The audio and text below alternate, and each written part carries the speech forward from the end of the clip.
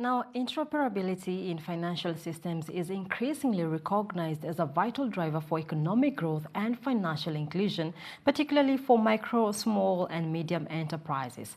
By enabling seamless integration and communication between diverse financial platforms, it enhances the efficiency and reach of financial services. We spoke earlier to Judith Mwangoe, who is the Digital Financial Services Specialist at MicroSave Consulting, for more. When we look at interoperability, basically we are saying financial institutions, their systems are able to communicate with each other, right? And when they come together, there's partnerships and collaborations among these financial institutions. So they can leverage on these partnerships so that they can innovate in terms of the products and the services which are offering to the market. The other thing which they can do in terms of interoperability is cost efficiency and improved margins. So basically what we are saying is that when they integrate their systems, there's the aspect of shared infrastructure among the financial service providers. And what this happens is that, let's say institution A does not have to invest in a specific infrastructure. For instance, they do not have to buy additional point-of-sale machines. And this basically brings down the cost of investment for these financial service providers. Judith, you do mention a very important aspect there, and that is the potential cost-benefit implications that you are likely to see when it comes to businesses and also adopting multiple payment systems versus relying on a single interoperable platform here. Maybe help us understand or break it down what implications you're likely to see here when it comes to the businesses. Okay, what happens in most cases, financial institutions, if they want to venture into a certain, let's say, a new product or a new service offering, they normally have to do what we call justification within the institutions. What is the value that it will bring to the institution? Because remember, at the end of the day, these institutions are in business and they want to make money. So when it comes to interoperability, it becomes very easy for them to present this case to their senior management for them to get approvals so that they can roll out these new products or these new services.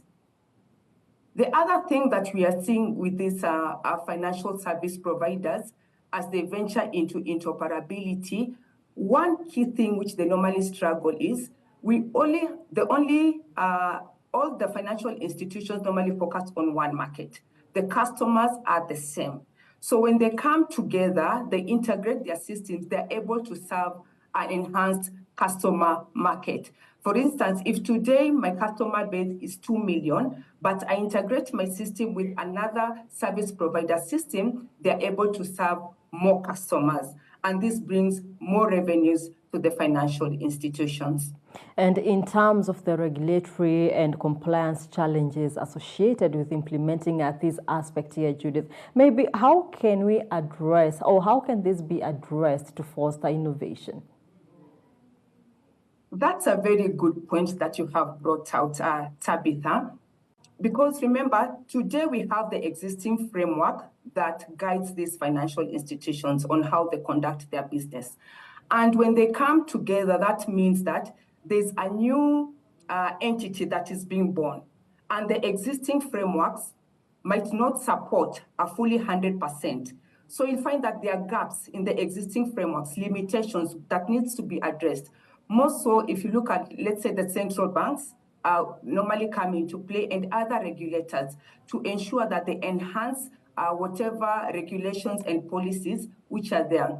Let's take an example. Let's look at pricing, for instance. Today, financial institutions look for pricing, they set up pricing for their products and services which they're offering for their customers. But when you talk about integrated systems for different financial institutions, you are serving other customers for other financial institutions. Then what then does it mean? It does not lie squarely with that particular institution to set up, let's say, a markup in terms of pricing. So the regulator has to come in and see how best they can come together and set up an affordable pricing for the customers. Another thing is around security and data privacy. So today, let's take an example of our financial institution or bank A that is serving their customers. But when they come together with other financial institutions, it means they are able to serve our customers for other financial institutions. Then what we are asking ourselves is, how then do they protect that data for the other institutions' customers? Because they'll be acquiring transactions on behalf of other institutions. So the regulator basically has a major role to play to ensure that the current framework needs to be enhanced to support this initiative. And how do we see then interoperability contributing to financial inclusion when it comes to the underserved population, the underbanked population, the rural communities, and also the low-income individuals, and also maybe highlight very briefly some of the case studies, successful case studies that we are seeing here? Thank you for that. So what we are saying and what we have seen basically in the market, let's take an example of financial services in the rural areas. You will find that you can have very few agents. For instance, an agent that belongs to Bank A. And what that means as a customer, I need to be having a card that has been issued, or I need to bank with that financial service provider. If I need services, and if I bank with any other bank other than that bank, I'm not able to access those services. So with interoperability, that means any customer today, regardless my financial service provider, I am able to make use of that agent for that particular bank. And that says, that means that even those customers in the rural areas, in the underserved regions, are able to access financial services and hence driving financial inclusion.